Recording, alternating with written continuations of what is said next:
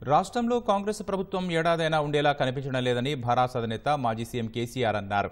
ముఖ్యమంత్రి రేవంత్ రెడ్డి భయం ఎన్నికలపై సర్వేలు చూస్తుంటే రాష్ట్రంలో 2 ఎంపీ సీట్లు కూడా కాంగ్రెస్కు వచ్చే పరిస్థితి లేదని జోసెం చెప్పారు. ఇచ్చిన హామీలు అమలు చేయలేని కాంగ్రెస్కు బుద్ధి చెప్పాలన్న ఆయన భాజపా అక్కరకు రాని చుట్టమని విమర్శించారు.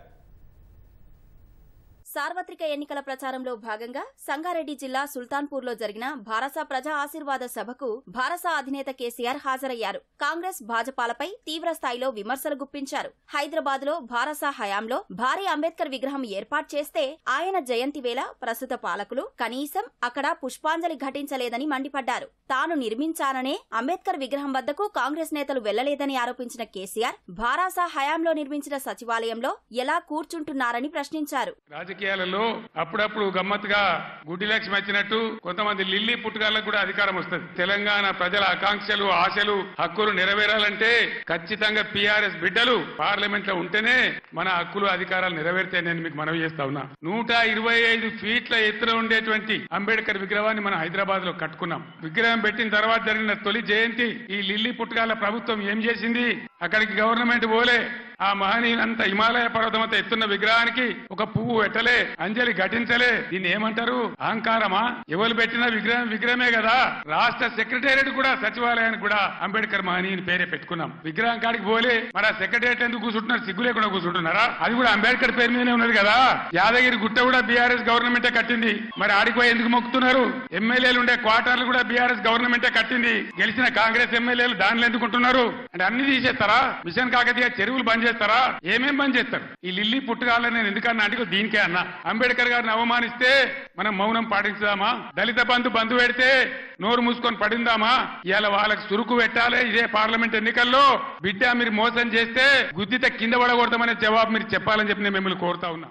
రాష్ట్రంలో కాంగ్రెస్ ప్రభుత్వం ఏడాదైనా ఉండేలా కనిపించడం లేదని కేసీఆర్ వ్యాఖ్యానించారు. ముఖ్యమంత్రి ఎప్పుడైనా భాజపాలో చేరొచ్చన్న ఆయన కాంగ్రెస్ కు రాష్ట్రంలో 2 సీట్లైనా వచ్చే పరిస్థితి లేదన్నారు. వాస్తవంగా వాళ్ళు గెలిచినరు, మాకేం ఓర్వలేనితనం లేదు. వాళ్ళు కూడా ఉండాలి, 5 ఏళ్లు పనిచేయాలి. అప్పుడే నల్లదేందో తెల్లదేందో తెలుస్తుంది. కానీ ముఖ్యమంత్రి మాట్లాడే మాటలు చూస్తే, సభలలోనే వణుకుడు చూస్తే తిరగబడ్డ జనం తెలంగాణలో. సర్వే రిపోర్ట్లు వస్తున్నాయి కాంగ్రెస్ కు 2 సీట్ల కన్నా ఎక్కువ రావు అని. అందుకే ముఖ్యమంత్రి నిన్న నారాయణపేట సభలో ఆయన భయం, ఆయన కంపం చూస్తే ఈ గవర్నమెంట్ ఏడాది కూడా ఉంటట్లేదని మనం చేస్తా ఉన్నా. ఎవడు ఎప్పుడు పోయి బీజేపీలో కలుస్తాడో, ముఖ్యమంత్రి జంపు కొడతాడో, ఏమైతుందో, ముఖ్యమంత్రి ఈడో మాట మాట్లాడతాడు, ఢిల్లీకి పోయి బీజేపీ కోటేమని టీవీలో చెప్తాడు. అంటే ఏం జరుగుతుంది? ఎవడు బీ టీము, ఎవరు కలిసిపోయినరు ఒకసారి ఆలోచన చేయాలి. ఇక బీజేపీ పార్టీ ఏమన్నా ఏకైనా పనిచేసిందా మన రాష్ట్రానికి? పెద్దలు చెప్పారు, అక్కెరకు రాని చుట్టము మొక్కిన మరం ఇయని వేల్పు మోరమున దానెక్కిన బారని గుర్రము గ్రక్కున విడవంగా వలవి కదరా సుమతన్. బీజేపీ అక్కడికి రాని చుట్టం. బీజేపీ కోటేసినా మన మంజీరా నదిలో వాడిసిన గంతే అది ఎందుకు పనికిరాదని మనం చేస్తాం. 9 ఏళ్లు నడిచిన కరెంట్, 6 ఏళ్లు నడిచిన నీళ్లను సర్కారు ఎందుకు ఇవ్వలేకపోతుందని కేసీఆర్ విమర్శించారు. రుణమాఫీ, వరికి బోనస్ కోసం రైతులంతా పోస్ట్ కార్డు ఉద్యమం చేయాలని పిలుపునిచ్చారు. 9 ఏళ్ల కన్నురేప కొట్టినంత సేపైనా కరెంటు పోయిందా? ఇవాళ పోతుందా? మరి ఇట్లే పోవన్నా? ఉండాలి కదా. ఉండాలంటే పార్లమెంట్ ఎలక్షన్ లో BRS గెలవాలి. కేసీఆర్ 1 లక్ష రుణమాఫీ చేసిండు కదా. ఇక ఉరికి 2 లక్షలు తెచ్చుకోని డిసెంబర్ 9 నాడే మాఫీ చేస్తాం. ఒక్క మాట అన్న ఖాయం ఉన్నదా? మరి ఏం జరగాలి ఇప్పుడు ఈ రాష్ట్రం? ఇట్లే పోవన్నా? డిసెంబర్ 9 పోయింది, మళ్ళా ఆగస్టు 15 చేస్తామంటారు. అసలు వీళ్ళు చేస్తారా? వీళ్ళు నమ్మచ్చునా? రైతు బందే వేయలే, ఏలటికి పూర్తి మందికి రాలే. 500 బోనస్ ఇస్తామన్నారు. బోనస్ బోగసేనా? బోనస్ వసూలు చేయన్నా? ఈ ప్రభుత్వాన్ని మెడలు వంచాలంటే మేము కొట్టి వంచాం, మీ ఓటు ద్వారానే వంచాలి. నేను యావత్తు తెలంగాణ రైతాంగానికి పిలిపిస్తా ఉన్నా.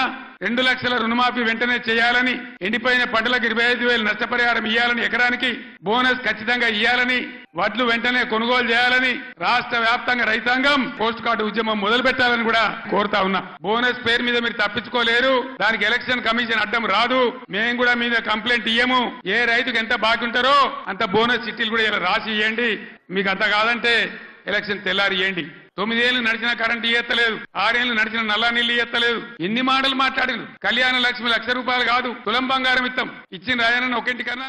రాష్ట్రంలో పోలీసులు దౌర్జన్యం మానుకోవాలని కేసీఆర్ అన్నారు. అధికారులను గమనిస్తున్నామన్న కేసీఆర్ మళ్లీ తమ భారస ప్రభుత్వం అధికారంలోకి వచ్చాక అందరి లెక్కలు తేలుస్తామని హెచ్చరించారు. నేను పోలీసు మిత్రులకు మనవి చేస్తా ఉన్నా, మీ డ్యూటీ మీరు చేయండి.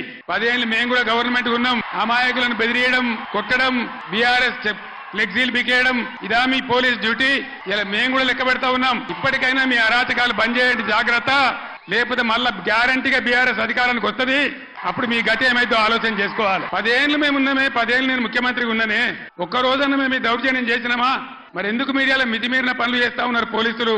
మేమన్ని రికార్డు చేస్తా ఉన్నాం. తెలంగాణ హక్కుల కోసం, రైతుల మేలు కోసం పోరాడే గులాబీ జెండాను సార్వత్రిక ఎన్నికల్లో రాష్ట్రంలో రెపరెపలాడించాలని కేసీఆర్ విజ్ఞప్తి చేశారు.